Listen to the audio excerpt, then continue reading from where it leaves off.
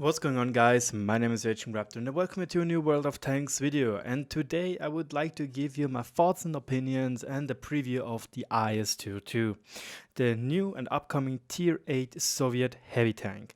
Which, yes, this tank will be the first tank you will encounter in the whole new tank tree line where you have the double garrett mechanic. So this will be your first tank. You will just see and feel and maybe play or not play or encounter even, because we do not know yet what is going to happen with the premium tank, because the premium tank actually has the same little, in quotation marks, dilemma this tank right here has. So let's have a look what Wargaming is telling us. The IS-2-II has several main armament options. That's why the 100mm double-barreled gun performs the best. The average damage dealt by it is 300. The armor penetration is 221mm and with standard rounds and 256 with special rounds. The gun dispersion is 0.4 per 100 meters and an aim time of 2.8 seconds with a decent stabilization. So far, that's interesting, because as far as I know, Wargaming was testing 2 iterations of this tank, as they're already saying right here, with this 100mm gun being the one with the best performance. There is apparently also a version with a 122mm gun, meaning that this tank could even have an alpha strike of 780, if I am not mistaken. That's the same thing with what Wargaming is testing with the objects on the on the test servers. I have to actually go onto Game Model 3D, because there we have those 2 versions. Obviously, Ruski name, so forgive me. There is also the Object 703 version 2 with the 100mm gun, and this is Object 703 version 2 with the 122mm gun, which you can see when we go to the gun stats right here, 122mm and an alpha strike of, what is it? There, 390, where the other one has the 100mm gun with an alpha strike of 300. So yeah, both the premium tank right now is also, or has also, the same iteration or iterational thought the IS-2-II has. The armor, however, is rather weak, 110mm thick frontally. That's garbage. The turret protection is much better, with up to 235mm at the front. To survive and excel in combat, you will have to position this tank correctly, making the most of its turret armor and its gun depression of 7 degrees. The overall HP pool of the IS-2 is 1500 points. The dynamics of the vehicle is what you expect from a heavy tank. The top speed is 34. Power to weight ratio is actually pretty good with 14. And hull traverse speed is 30 degrees per second. The fuel range is 350 meters. So this is really your typical Ruski heavy tank. I was even thinking of comparing it to the 53 TP, because I actually think that comparing it to the 53 TP might be fair, because the 53 TP has the same issue the IS-2-II will have: weak hull armor. Like, let's be honest, guys, this is an IS-2 hull, most likely, an elongated IS-2 hull. This is not going to hold off anything. Seriously, the IS-2 hull is meh at best on its tier.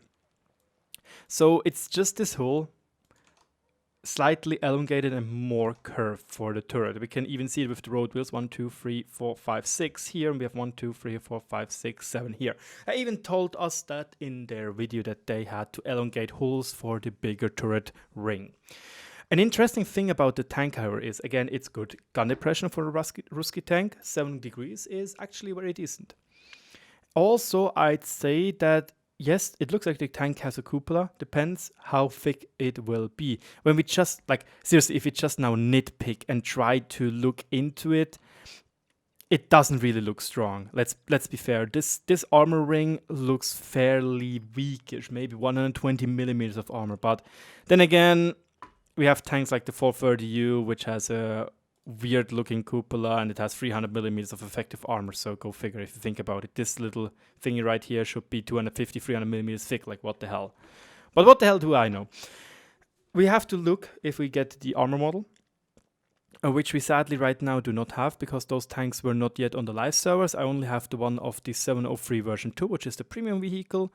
The premium vehicle boasts a much better frontal armor, which is 140 millimeters thick and not just 110. Plus, the turret is also quite thick with 220 millimeters or 230 millimeters.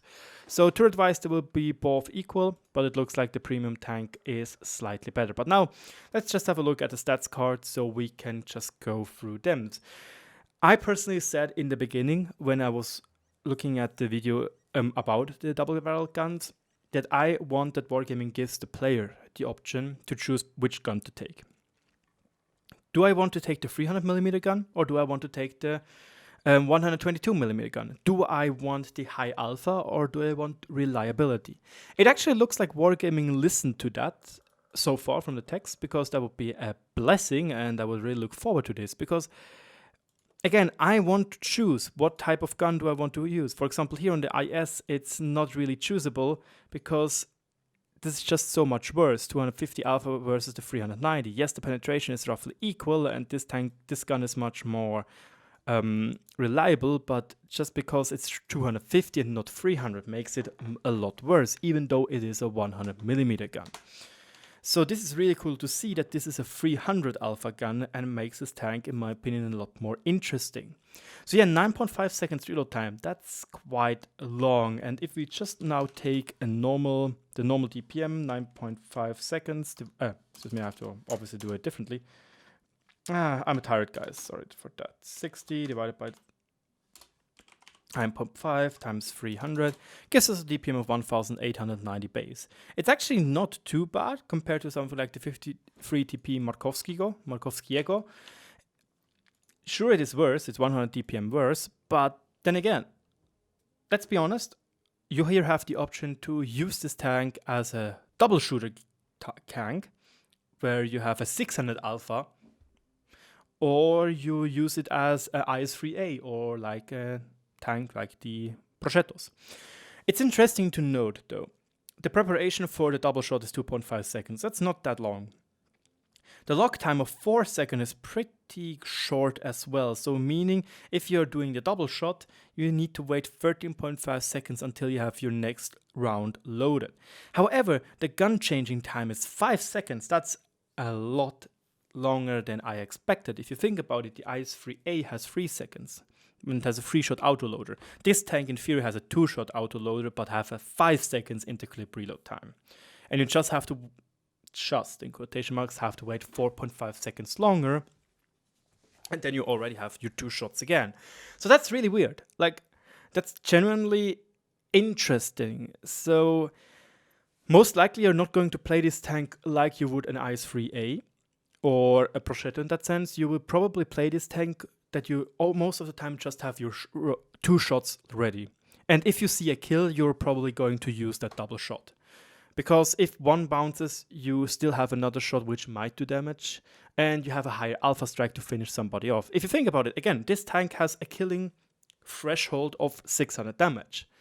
That's a lot in my personal opinion. For some medium tanks, it's almost half their HP, which is not to underestimate. Sure, accuracy is worse, bad. Go figure, it's a Russian tank. 26 degrees turret traverse sounds pretty reasonable. 20 degrees gun elevation, that's a lot. Mobility-wise, I also think that's pretty decent. Like 34 kph is more than okay, but 14 HP per ton ratio is pretty darn good. If you think about it, the Markowskiego has even a slightly worse. Yes, it has better top speed, but it's actually worse when it comes to power to weight ratio. And turret traverse is the same for both machines. Cold traverse, the Markowskiego is slightly faster. And about the armor, we can right now only really guesstimate. That's the only thing we can do. We can try and figure out what will it be, how could it look like. But in the end, it's just pure guesswork. 110mm, once again, when calling the shots, oops, I actually went to the wrong page. It's not going to hold off a lot of tanks, period. It's not good enough. Generally not good enough to hold off tier 8 tanks. Maybe lower tiers, tier 6 shouldn't be an issue. But high tiers, not really. Yes, this is 100mm. It gets 200mm of effective armor if it's at a 60-degree angle. As soon as you're standing above somebody, it's 118 or something. So It will live and die when it uses hull down. Actually, I think if it uses hull down, it will be decent-ish, the hull, like a T-32. But if not, get out of the way. There will be it will be not good. Period.